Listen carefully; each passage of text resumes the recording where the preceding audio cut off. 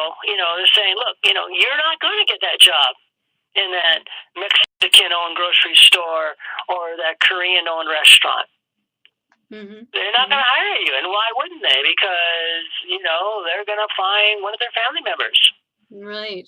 And your chances of getting that job, if we kept every single immigrant out of this country, is probably close to zero. Mm-hmm. Mm-hmm. Because that's the way these people are. I mean, not the least of which, of course, is family member. They probably aren't even paying them legally the minimum wage. Mm-hmm. But it's family members. We all know. I mean, again, it kind of bugs me. I mean, you look at the history, especially if you think about, like, say, Jewish Americans in the 20th century, right? All these stories of people who came over from the old country, mm-hmm. Mm-hmm. and they worked in their relatives' tailor shop, barber shop, drugstore, made sodas behind ice cream sodas or whatever their business was, mm-hmm. right? And they did that job, and because it was easy to get in those days, and of course, in many cases, it was very fortunate because they escaped the Holocaust, which was coming, and maybe and depends who you're talking about. They knew it was coming. Mm-hmm. But the point was, that's who those current people were. They came in, they came in, they worked for the family members. They didn't just show up, and look for a job, and they just randomly look for a job. Mm-hmm. Mm-hmm. Right? So, or if they did, then they might have done a job like, deliver the newspapers or, with paper boy and what were the two jobs? Mm-hmm. Mm-hmm. Paper boy was one you could get all the time. Yeah, I was saying, I remember we used to, in my old hometown, we used to have a guy named Sid Hartman. He's, I think, very old or passed away, but he was a sports columnist for many, I'm talking decades, mm-hmm. since the 1950s. But I mean, I'd always joke and say that he literally got in from the newspapers from the very bottom floor because he literally started as a paper seller. Mm-hmm. Little Jewish kid from Minneapolis, Minnesota. Right, right. His father, that's what I mean talking about. So anyways, yeah. Let me back up your people don't understand that about California. If you're not living in California, don't understand this. The facts are that these immigrant people that you want to look down on are working for their family members. Let me back that statement with one more fact, Hannah. I was actually looking these things up today, and I found a whole bunch of headlines and facts and figures talk about how immigrants are enriching our economy. And I can give those out. I can give some of those out and attach them to the description box of the radio show. I can tell people where to find these headlines that I just put on Facebook. If you go to this post by Otonio Mayorga, he shared a post about people saying illegal immigrants don't pay taxes. And the fact of the matter is that a lot of them do, and they've been contributing to our economy, our U.S. economy, for a lot of years, ever since they've been here. And you can find some of those headlines on CBS News, on Treasury.gov, on AmericanProgress.org, on UnidDosis.org. And here Trump is trying to tell us that that these other countries, especially Mexico, are not sending us their best and brightest, and they're sending us their rapists. And the truth is that these are the people who own restaurants and dry cleaners and a lot of other businesses, and businesses pay more in taxes than individuals. Yeah, they're paying rent and everything else. But also, I would encourage people to look at to me, that, and he keeps harping on it, that's just basically a tactic pulled straight out of the Hitler Nazi history. And before anybody jumps at me about that, seriously, that was something they did all the time, was take a crime committed by a Jew or a Slav and then claim that these people should not be in Germany, and or Austria, and that they were just this representative of all the evil people, the subhuman Untermenschen, and go look that one up, who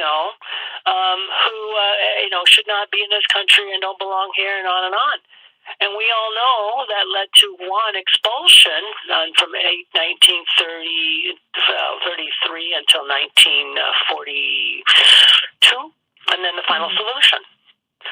So, and that's extermination. Right. So this is just indefensible. And just one more reason, in my opinion, like I said, we as Californians have to decide for ourselves, each of us, how far are we going to put up with this thing, this form of government, this approach to government by this United States of America.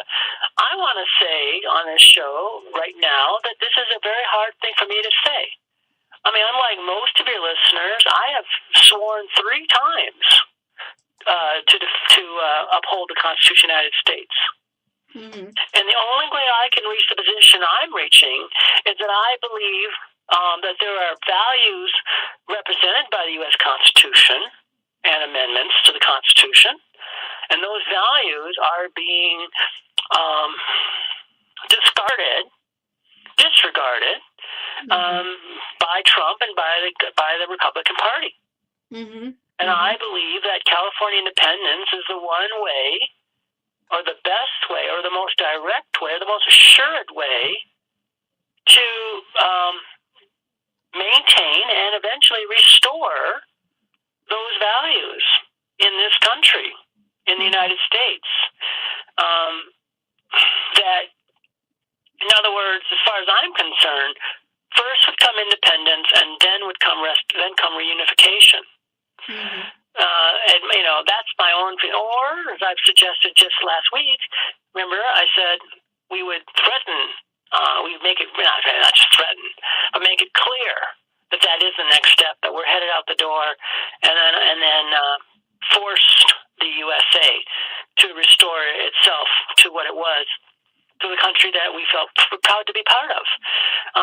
You saw just today, maybe it was a day or very recently, the Pew Research Council, which of course is a very strong, non-partisan, tries to be an objective researcher of.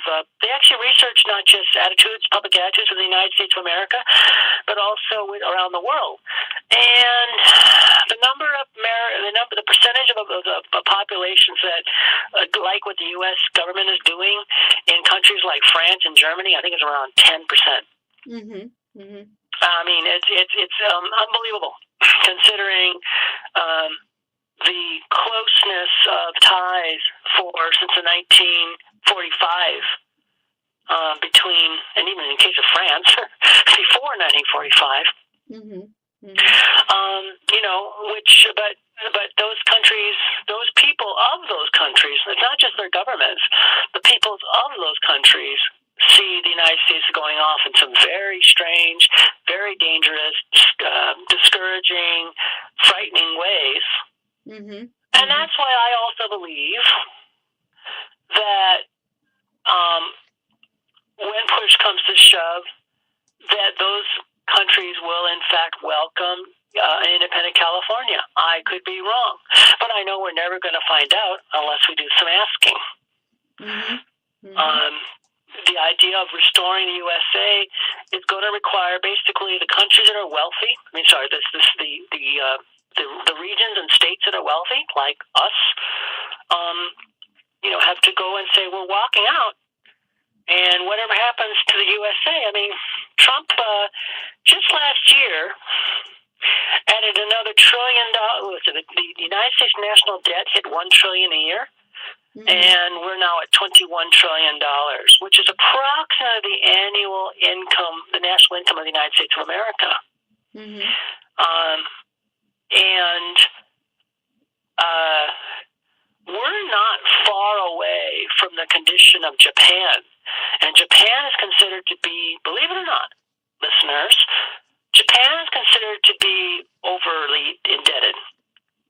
Right, right. And if that national debt goes up another $10 trillion and the national economy doesn't, I would say USA will be very much in a condition where it'll have to abolish paying out Social Security benefits in order to service the national debt. And those Social Security benefits are already under threat, actually, because our current administration has already begun to create some policies and some bills to cut that out in favor of Paul Ryan particularly announced that if the Republicans win the election, that's his goal. Although I think he's not going to be in office. He's actually retiring, but he says that Republicans will do this. And I want to say this is something else. A lot of people don't understand about the Social Security, how it works. Social Security is a pay-as-you-go system. It's all that money you've been paying on in your paycheck. It doesn't just go into some bank account and where it collects interest or something like a lot of people think it does. That'd be an annuity. What it is a pay-as-you-go system. So it works like this. Your contribution from Social Security goes directly to some senior citizen to keep them, hopefully support them, help support them in their old age, or some disabled person. It's called a pay-as-you-go system.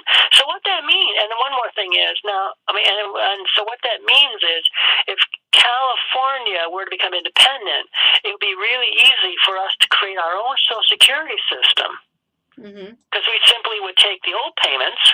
Maybe I could see how we could change some taxes here and there, make it a fairer system, less burdensome on lower income workers, but just give those benefits that the seniors used to have under a new system from our workers. Probably, as I said, with a lower tax rate. I should add one more thing. Now it so happens that I guess now it's pushing around 10 years, but for many, many years, Social Security has actually been deliberately taking in more money than they were actually paying on in benefits. And that extra money had been used to purchase United States securities, treasury bills, I guess. So the trust fund, this is kind of hard to comprehend. The so-called Social Security Trust Fund, a lot of it is actually debts of the United States government. So it seems to me, saying you're not going to pay benefits or you're going to raise the retirement age or something like that is essentially saying the United States government will not pay back what it owes to the American people. It's like it's going to renege on its own debts. That's how I'm reading this. Right. And so to say, we're going to lose our money. Well, in a way, if Paul Ryan gets his way, you're going to lose your money. Right. Anyways, we might as well become independent, create our own system. In other words, in a way, California independence is a little bit like writing off a bad investment. Saying, okay, I'll do the little sound effect here, right? Dust off my hands. And pick up and pick myself up and move on. Right. Now, and not stop worrying about stuff. Just see how we're going to solve the problems. Hannah, can you tell our listeners one more time where they can find you? Because we've got 1 minute left. Where you can find me? Well, of course, Hannah Miyamoto.